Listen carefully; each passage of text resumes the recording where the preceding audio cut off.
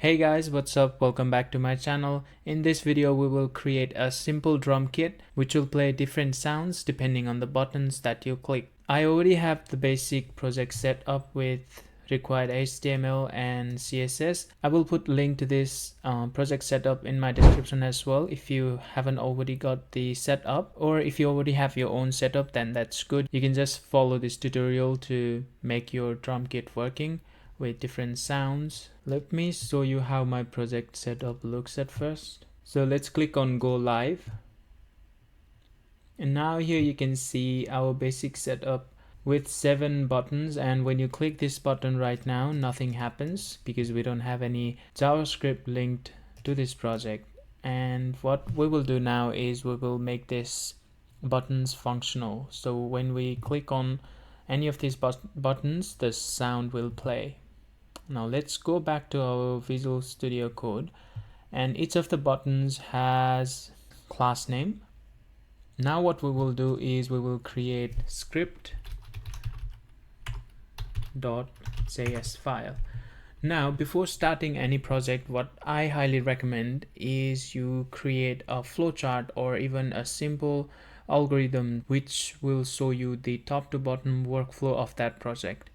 So for this Drunkit project, we will create a simple flowchart so that we know what needs to be done in this project. So let's start with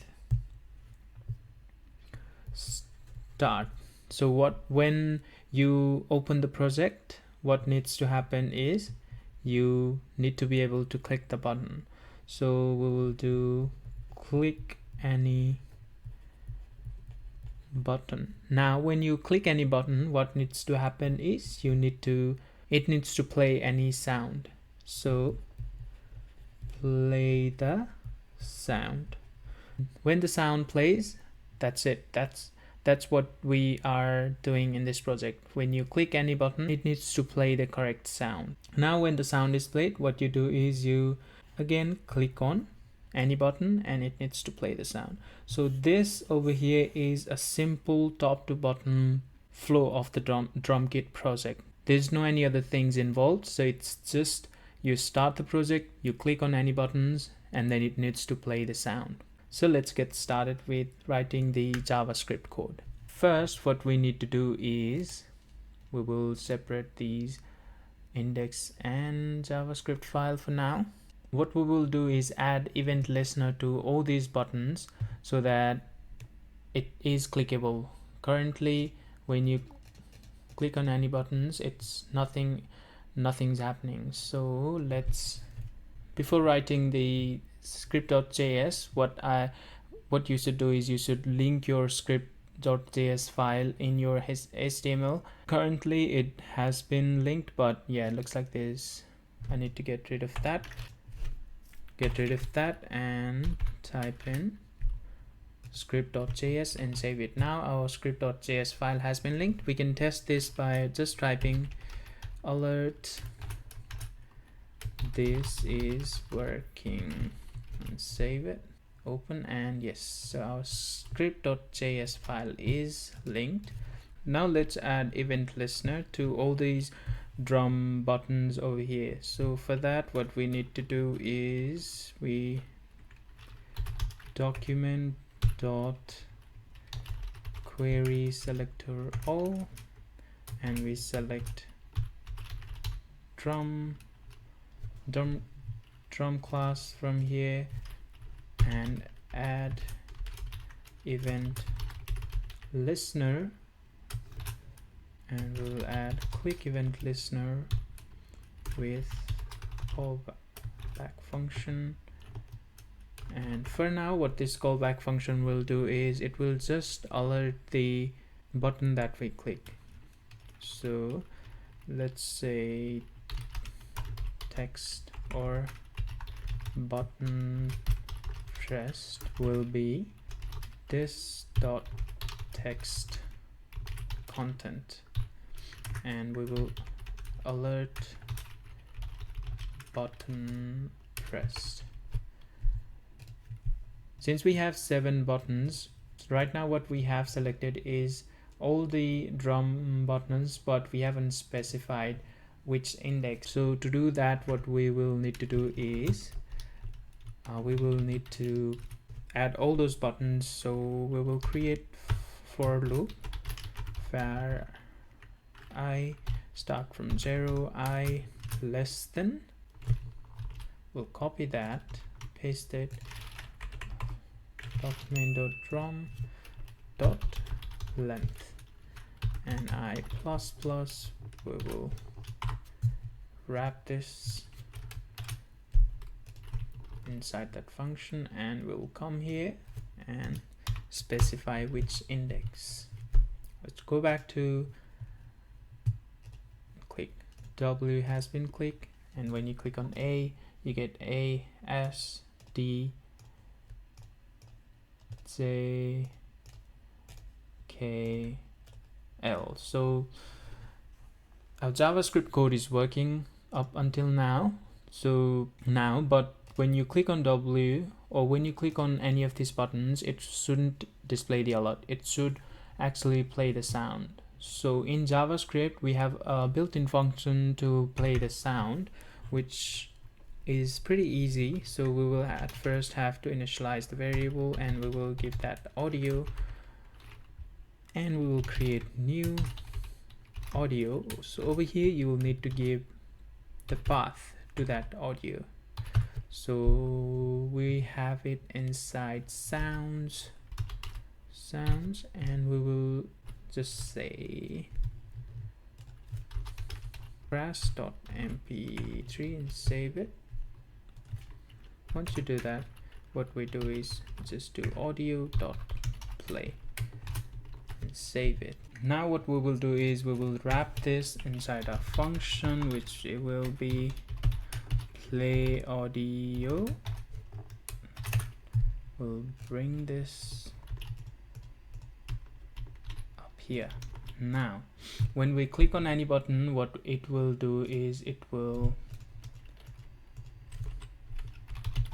play audio.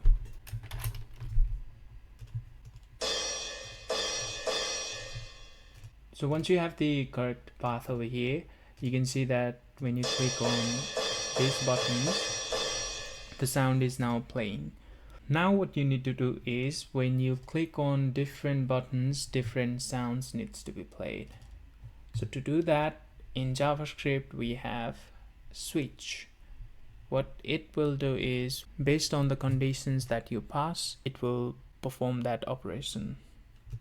So let's get the template for switch in JavaScript. So this key over here will be our button press. So we'll enclose that inside our play audio. The key will be passed over here, and the key will be button pressed. Now in case 1, if key is say W, then will be strings. So if it is W, then we play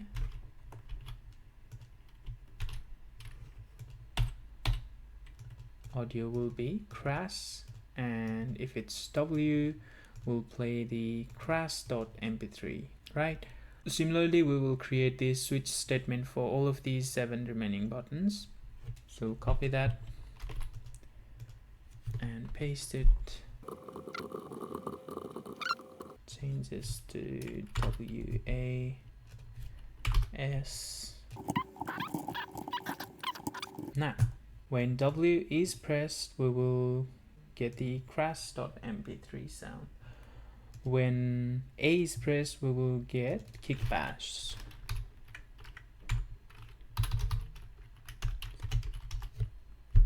And we'll get snare on the third one. We'll get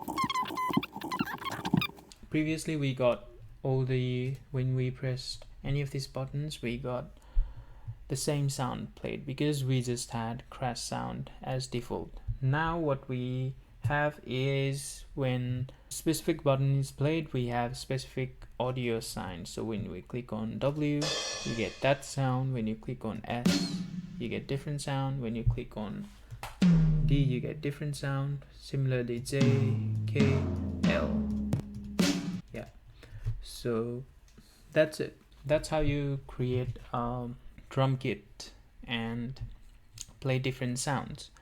Now if you want to add some more features, like when you click on buttons it's playing, but you want to play these sounds when you key press as well. So to do that, it's really simple. What you have to do is simply document dot, don't have to query select, so document dot add event listener. We add event listener to whole page, and we'll do Keypress event, and we'll create a callback function, and we'll pass event inside this function. Now pass event Keypress. Sorry, so it should be inside our loop so that it identifies the button that is being clicked. All right, now go there. Take it. Now you can see that when you click on any of those keys, it's playing. When you click on the specific buttons, the audio is playing as well. Now the last bit is to add images. It's pretty simple to add images. So what you do is you just open styles.css, and inside that background image, and you give URL, and that URL will be directed to images and class. Save it, copy this code, paste it, have this dash in images, Tom 2, Tom 3, and Tom 4. Save it, come back, and you can see the image has been updated as well. Now when you click, it's playing, and when you press the button, it's playing as well. So that's how you create a simple drum kit. I hope this video was helpful, and thank you for watching. I'll see you in the next one.